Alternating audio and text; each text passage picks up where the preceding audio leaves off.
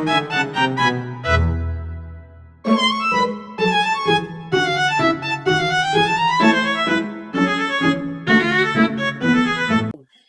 siang Kak Rama, terima kasih nih udah datang ke sini. Gimana kabarnya? Baik Kak, hanya saja kira-kira ini saya merasa sedikit tidak nyaman di tempat kerja.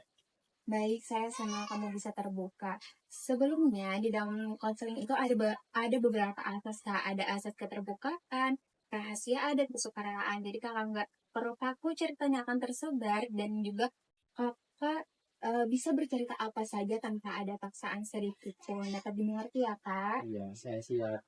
Iya. Tadi kakak menyebutkan nih merasa tidak nyaman di tempat kerja. Bisa diceritakan lebih lanjut Kak? Ya, sejak beberapa minggu ini ada klien baru di tempat kerja saya. Dia berasal dari Jawa. Sebenarnya tidak ada yang secara langsung, tapi saya merasa tidak nyaman dalam mengatur kerjaan kita. Dari kapan nih Kak kamu mulai merasa tidak nyaman itu? Sejak minggu pertama.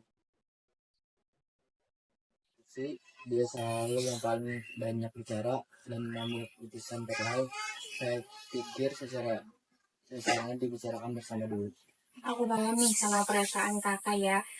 Kakak sendiri lahir dan besar di Kalimantan nih. Menurut kakak sendiri ada nggak sih perbedaan budaya yang sehingga mempengaruhi dengan cara kakak berkomunikasi dengan rekan kerja itu?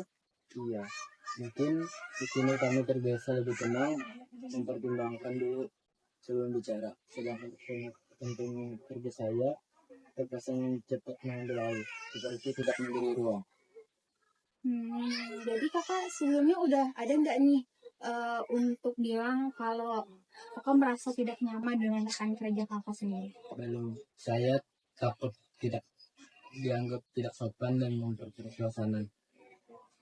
Sikap kakak mempertimbangkan sopan santun dan keharmonisan itu sangat baik ya kak. Tapi kadang perbedaan budaya seperti ini bisa menimbulkan salah paham kak.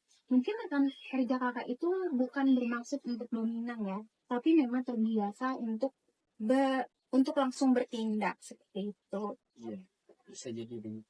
Bagaimana jika kakak melihat nih perbedaan itu bukan sebagai benturan kak? Kali aja perbedaan kakak dengan rekan kerja ini sebagai kekuatan tim yang bisa saling melengkapi.